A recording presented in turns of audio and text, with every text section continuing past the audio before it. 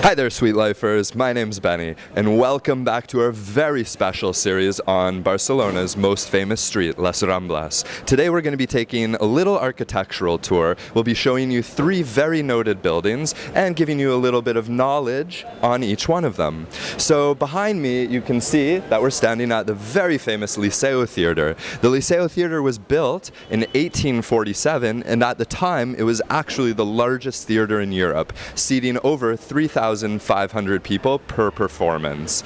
Now, the Liceu Theatre has had quite a history. They've had bombs, fires, attacks by anarchists, the most noted being in 1893 when two bombs were thrown through the window, killing 20 people, and then two very serious fires, one in 1861 and one very recently in 1994. What all of these things have in common is that Liceu has always been able to get back on track, rebuild, renovate, and get the people coming back into seeing those great theater plays, operas, etc. So when you guys come down to the Liceu Theatre, check it out, take a really good look and see if you can pick out its battle scars, its original features, and just generally enjoy the historically rich Spanish theater that we see here today.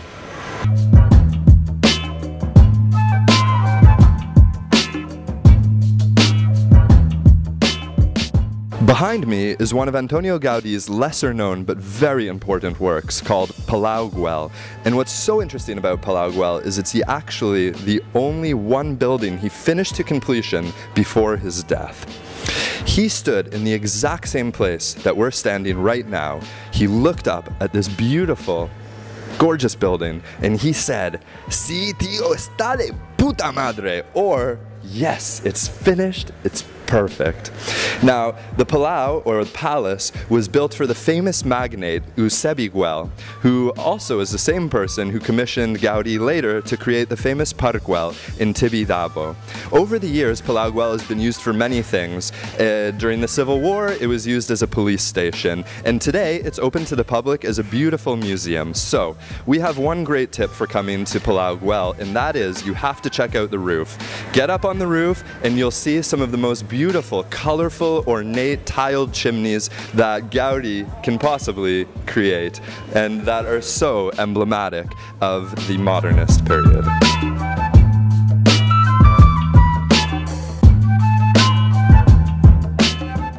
Now, if you love monuments and columns as much as we do here at Sweet Life, then this one is really going to blow your socks off. The Cristopher Columbus Monument celebrates the location of where he returned to Spain after his first voyage to the Americas, and it was also here that he had his famous powwow with Queen Isabella and Ferdinand to tell them of his most recent adventures. The Columbus Monument was created and sculpted by Raphael Atche and shows Columbus pointing outwards to the New World. Now here's where some controversy comes into play.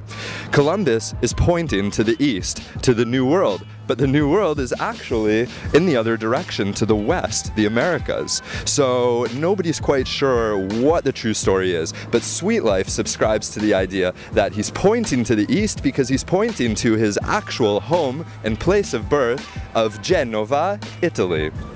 And so there we have it. You have to decide for yourself. But one more common myth that we'd like to dispel for you is that due to contrary belief, Cristopher Columbus was not Spanish. He wasn't Catalan, he wasn't Portuguese, but he was actually Italian.